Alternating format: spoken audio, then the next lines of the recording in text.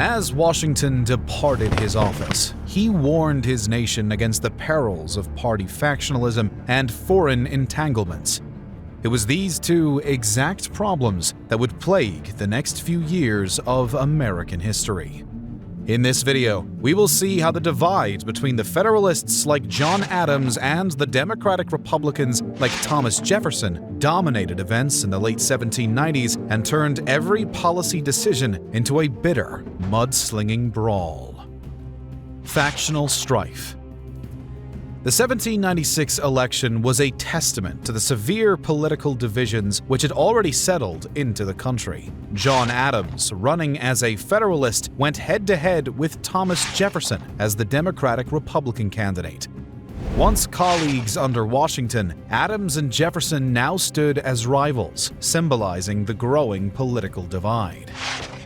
The Federalists argued for more central power and feared that the fledgling United States would collapse without a firm federal hand. The Democratic Republicans wanted a limited federal government with power kept in the states.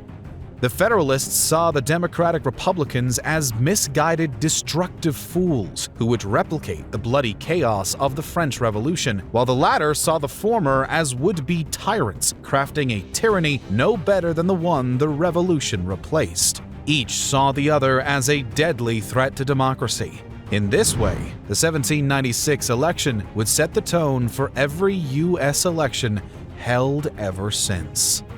Unlike modern elections, though, there was not much of a campaign. Adams and Jefferson did not make electoral speeches or make public appeals to the delegates who elected them, since there was no public vote for the presidency. The presidency was determined through political maneuvering among the 138 state electors rather than a public vote. In the end, the result was the closest thing to a compromise the two dominant parties were capable of. Adams won the presidency by 3 votes, but under the rules of the Constitution as they were at the time, Jefferson's second-place position earned him the office of vice president. John Adams and the challenges of the presidency. It was hoped that this shared administration would heal the political divides that the election had torn open. Those hopes came to nothing. While Adams and Jefferson maintained mutual respect and occasional friendship, they would spend the next 4 years locked in constant disagreement. Meanwhile, the two factions at large got only more hostile to each other. Adams now faced the intimidating task of following Washington, who, as a sacrosanct national hero, commanded support, or at least respect, from almost everyone. Adams had his admirers. He'd once been one of the chief architects of the Revolution and Constitution, after all, but he was not the hero Washington was. Adams' presidency was constantly judged in the shadow of his predecessor.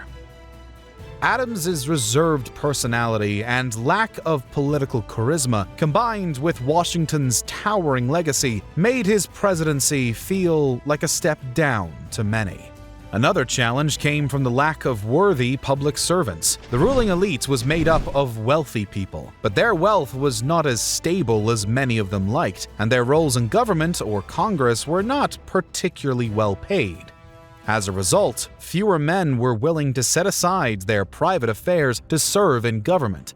Alexander Hamilton, for example, had stepped down from his role in the Treasury in 1795 to return to his business activities, and Henry Knox reportedly left his post because of the dismal salary. In Congress, there were frequent complaints of members failing to attend votes so they could pursue private interests.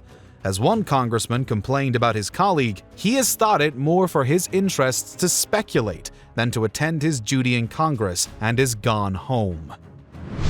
With Vermont, Kentucky, and Tennessee joining the Union in 1796, and with settlement intensifying in the Northwest after 1795, the challenges of an ever-expanding nation continued to grow.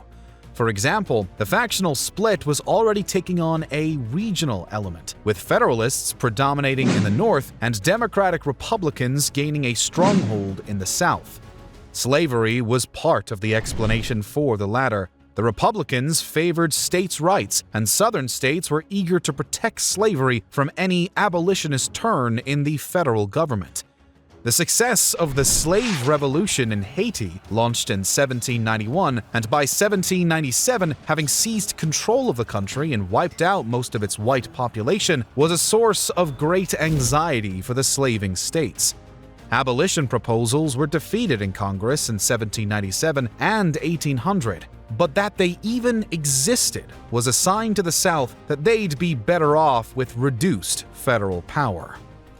Since we started this channel, we have been obsessed with historical maps. Since some of you might like maps as well, we created a few products for you.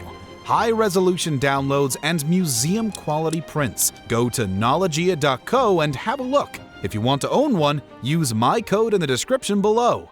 Now, back to the video. France and the XYZ affair. Conflict at home was one challenge during the Adams presidency, but conflict abroad was equally troublesome. Washington's assertion of neutrality in 1793, followed by the Jay Treaty with England in 1794, had soured relations with the French. Adams and the Federalists were more Anglophiles than Francophiles, and France knew this, so they naturally took a hostile stance to the Adams presidency. They snubbed American diplomatic efforts and declared all American ships carrying British goods as legitimate targets in 1797. Fearing war, Adams summoned a special session of Congress who authorized the expansion of the Navy and the calling up of 80,000 militiamen in anticipation of a conflict with their former ally. Jefferson and the Republicans were appalled. They blamed Adams for the breakdown in relations and insisted that France was about to destroy Britain anyway, so anything less than an alliance with France was suicide. Adams was not convinced, but he did not want war either, so he dispatched a diplomatic mission to Paris in late 1797 to try to smooth things over.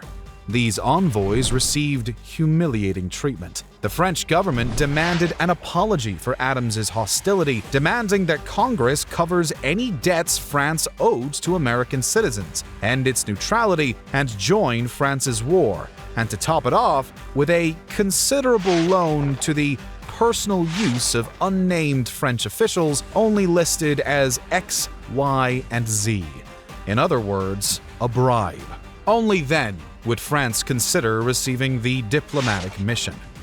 When Adams got word of the outrageous demands, he wrote off the mission, but kept the details of the absurd proposals private.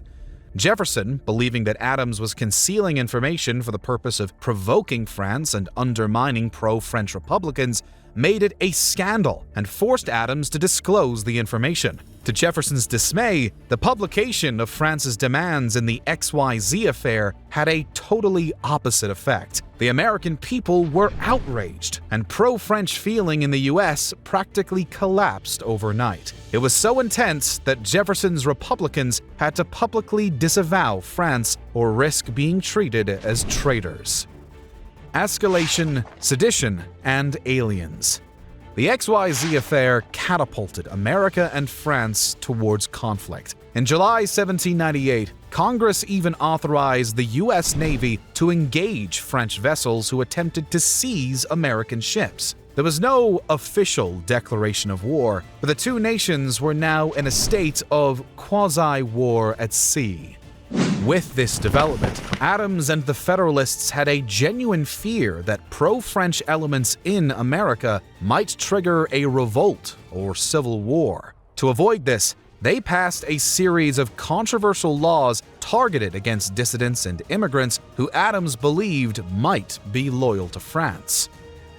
The Naturalization Act increased the time required for an immigrant to become an American citizen from 5 to 14 years, on the belief that recent immigrants tended to have more French Democratic Republican attitudes and should be excluded from society long enough for these attitudes to fade.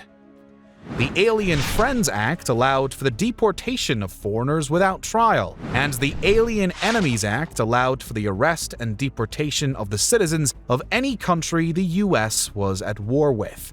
All three acts were unsubtle attacks on French immigrants or pro-French attitudes among new immigrants. The Democratic Republicans immediately attacked the laws as dangerous overreach that were designed to target them. But even more controversial was the Sedition Act. This made it a crime to publish false or malicious statements against the US government, Congress, or the president himself. Of course, what qualified as false or malicious was left vague. It was, in effect, a law criminalizing any potential criticism of the government. The Democratic Republicans saw it as a direct attack on the freedoms of speech and the press that the First Amendment protected. Their fears were well-founded. 25 people, including journalists, publishers, and Democratic Republican public figures, were arrested and convicted under the Sedition Act by the time Adams left office. This attempt to curb criticism of the federal government proved deeply unpopular among the American people. Some of the men persecuted under the law, like Vermont Congressman Matthew Leon, were turned into folk martyrs by regular Americans who were disgusted at Adams's overreach. The harsh law also encouraged the states to assert their rights. Jefferson and Madison secretly penned the Kentucky and Virginia resolutions of 1798 and 1799 respectively, which asserted the right of states to nullify unconstitutional federal laws. This theory became an essential element of later conflicts between state and federal rights, such as in the Civil War. The Alien and Sedition Acts did for the Federalists what the declassification of the XYZ affair documents had done for the Democratic Republicans. What was supposed to be a blow against the other side was instead a massive shot in their own foot. Adams became deeply unpopular, and the controversy over the Republican connection to the French quickly fell out of the spotlight. The 1800s election. The toppling of the First French Republic by Napoleon in November 1799 brought a welcome change in French policy. Napoleon rolled back hostility against America, and Adams seized upon the opening to negotiate the Treaty of Mortefontaine in September of 1800, ending the quasi-war and restoring a relationship of free trade and friendship between the two nations. 2,000 American merchant vessels had been seized, and several hundred men were dead on both sides. While a diplomatic victory for Adams, it deprived the Federalists of their strong anti-French argument against the Democratic Republicans. Meanwhile, the Alien and Sedition Acts remained in place as ammo to barrage Adams in the upcoming election of 1800. Newspapers were nothing new in the States, but the age of political partisanship fueled a war of words in the press that inflamed political conflict. Despite the Sedition Act shutting down many Republican papers, new ones emerged faster than they could be suppressed. In 1800 alone, 85 new Republican papers were published. Accusations of tyranny and treachery were flung both ways, and each side could point to the dramatic events of Adams's term as proof for their side's success and the other's failings. Republican papers like the National Gazette took aim at John Adams as an overweight tyrant, who they mockingly referred to as his rotundity. Federalist papers like the Gazettes of the United States countered with charges of Republicans as French traitors and slandered Jefferson as an atheist. In the end, Jefferson emerged victorious with 73 votes, though tied with his running mate Aaron Burr. It fell to Alexander Hamilton, now returned to the political arena, to convince the delegates to break the tie. Of course, Hamilton may have disliked Jefferson, but he utterly despised Burr. Through intense political maneuvering, Hamilton ultimately influenced the delegates to break the tie in Jefferson's favor. Hanging like a shadow over events was the death of George Washington in December of 1799. The death of the revolutionary hero, and the one man who could stand above political factionalism, was an ominous sign. Washington's warnings about political factionalism had gone unheeded, and his absence left a leadership void in the young nation. As Jefferson prepares to assume office, he did so carried upon a wave of anti-Federalist hatred that was reflected right back in equal measure, and which would define the tenure of the third President of the United States.